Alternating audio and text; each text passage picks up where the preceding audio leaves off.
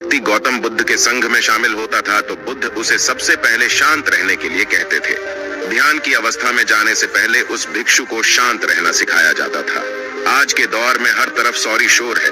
इसकी वजह से दिमाग में तनाव पैदा होना लाजमी है। ऐसे में अगर आप हर रोज कुछ देर मौन रहने का अभ्यास करते हैं तो इससे आपके तनाव पैदा होने वाले हार्मोन के लेवल में कमी आती है। इससे आपका दिमाग शांत होता है, गुस्सा नियंत्रित रहता है और तनाव बढ़ाने वाले हार्मोन्स का लेवल घटता है। आज के इस वीडियो में हम जानेंगे कि किन मौकों पर हमें शांत रहना है और किन मौकों पर हमें बोलना है और शांत रहने से हमारे अंदर क्या बदलाव आ सकता है। दोस्तों, संध्या काल का समय था। गुरु अपने सभी शिष्यों को बुलाते हैं और कहते हैं, कल सुबह सब लोग नदी में स्नान करने के बाद तुरंत हमारी कुटिया के सामने उपस्थित हो जाना। सभी इसी से हैरान रह जाते हैं कि हम लोगों ने कुछ गलती की है क्या, लेकिन गुस्से से यह कहते हैं कि हो सकता है कि गुरुजी कल सुबह कुछ अच्छी बात बताने वाले हैं। सब लोग रात को सही समय पर सो जाते हैं और सुबह उठकर सभी लोग नदी में स्नान करने के बाद वापस गुरुजी के सामने उपस्थित हो जाते हैं। गुरु कहते हैं, आज हम तुम सबको चुप रहने के फायदे के बारे में बताऊंगा। गुरु कहते हैं, 10 मौके जहां पर चुप रहने से होता है लाभ और बोलने से नुकसान। गुरु कहते हैं, अगर आप इन 10 मौकों पर शांत हो गए यानी मौन हो गए तो आप जो चाहेंगे वही मिल जाएगा। आपकी जिंदगी में चमत्कारिक बदलाव शुरू हो जाएंगे। जरूरत से ज्यादा बोलना या चुप रहना दोनों ही अच्छी बात नहीं है। जैसे जरूरत से ज्यादा बारिश हो जाना या फिर धूप दोनों ही दिक्कत देती है, उसी तरह अनावश्यक बोलने से भी काफी नुकसान होता है। गुरु कहते हैं कि पहला ऐसा मौका जहां पर व्यक्ति को चुप रहना चाहिए, बिना तथ्य के ना बोले। गुरु ने कहा, अगर आपके पास कोई तथ्य नहीं है तो वहां चुप रहने में ही भलाई है। चुप बैठने से दिमाग में नई कोशिकाओं का निर्माण होता है और इससे ज्ञान की वृद्धि होती है। बोलने में भलाई वही है जहां आपको किसी चीज के बारे में पूरा ज्ञान हो। अगर आप बिना तथ्य के कहीं बोलते हैं या फिर बेवजह बोलते हैं तो आपका वहां मजाक भी बन सकता है।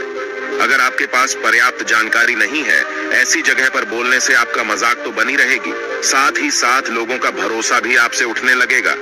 इसलिए ऐसी जगह पर शांत रहो जहां तुम्हें पता ना हो कि क्या बोलना है क्या नहीं।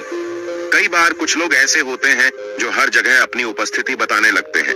उन्हें पता नहीं होता है कि हमें क्या बोलना है, लेकिन फिर भी बोलते जाते हैं और फिर बाद में दूसरे लोग उनके जाने के बाद उनका मजाक उड़ाते हैं। जब तक आपको उस तथ्य के बारे में अच्छा ज्ञान नहीं है, उसके बारे में पता नहीं है, तो वहां चुप रहना ही ज्यादा समझदारी है। गुरु ने कहा, दूसरा ऐसा मौका जहां पर व्यक्ति को चुप रहना चाहिए।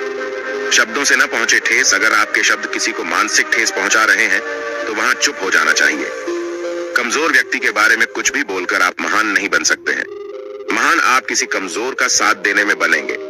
कई बार होता है कुछ लोग अपने से छोटे व्यक्ति को भला बुरा कहते रहते हैं। सामने वाला इंसान तो कद से आपसे छोटा है, वह आपको कुछ नहीं बोलेगा, लेकिन आप उसकी नजरों में गिरते चले जाएंगे। हो सकता है कि कल वह भी आपसे पद में बड़ा हो जाए। पद में आपसे जब वह बड़ा हो जाएगा तो आज जो रवैया आपका उसके साथ है, आने वाले समय में वह भी आपके साथ वही करेगा। आप किसी को नीचा दिखाकर बड़ा नहीं बन सकते हैं। बड़ा बनना है तो अपने से छोटे लोगों का इज्जत भी करना सीखें और साथ ही साथ बड़े लोगों का भी सम्मान करना चाहिए। लोगों को लगता है कि अगर वह अकड़कर बोलेंगे और सामने वाले को नीचा गिराने की कोशिश करेंगे तो वह बड़े बन जाएंगे, तो यह उन सब की भूल है। बड़े होने की बजाय आप उनकी नजरों में गिरते चले जाएंगे। गुरु ने आगे कहा, इसलिए शिष्यों, तुम सब जब भी बोलना आदर भाव से बोलना ताकि तुम्हारी बात लोगों को अच्छी लगे। बोलने में भाई बहन, माता पिता, मित्र इत्यादि संबोधन शब्दों का इस्तेमाल जरूर करना।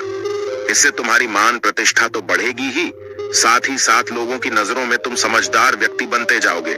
गुरु ने आगे कहा, तीसरा मौका जहां पर व्यक्ति को चुप रहने में ही भलाई है।